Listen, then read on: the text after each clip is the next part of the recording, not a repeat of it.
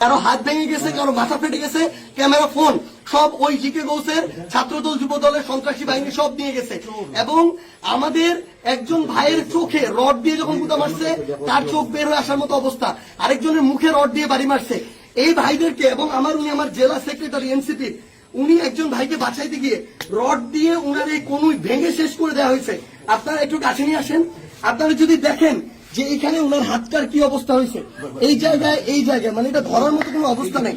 এখানে মাথায় এই যে রড দিয়ে প্রত্যেকটা জায়গায় বাড়ি মারছে।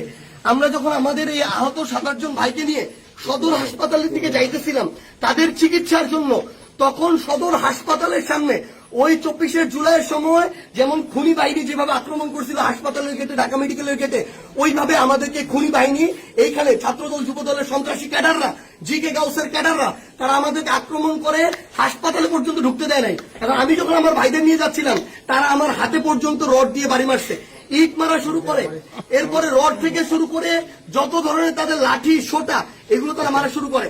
এবং ওইখানে আমাদের ছাত্র শক্তি, যুব শক্তির, এনসিপির অনেক ভাইকে তারা ওইখানে মানে ওই সবার সামনে ওখানে পিটায়। এবং আমরা এখানে পুলিশ দেখলাম, আমাদের সামনে থাকা তো দূরের কথা, আমাদের সাথে থাকা তো দূরের কথা, এত বড় হামলার পরে তারা পিছনে দাঁড়ায় দাঁড়ায় নাটক দেখতেছে। এই ছিল অবস্থা।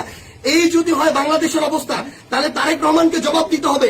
এটা কি তারেক রহমানের সন্ত্রাসী বাহিনী, যেই বাহিনী মানুষের উপরে এইভাবে শুধুমাত্র ডিমক করার কারণে, সমালোচনা করার কারণে এভাবে আক্রমণ করতেছে? সালাউদ্দিন আহমেদকে জবাব দিতে হবে। তারা কি এই জিকে গাউসদেরকে এই সন্ত্রাসী কার্যক্রমের ঠিকাদারি দিয়ে রাখছে কিনা, এর বিচার না হওয়া পর্যন্ত আমরা হবিগঞ্জে আছি। যদি পারে আমাদেরকে মেরে ফেলবে, এখান থেকে প্রয়োজনে আমাদের লাশ যাবে, কিন্তু এর বিচার, এর জবাব তারেক রহমানকে দিতে হবে।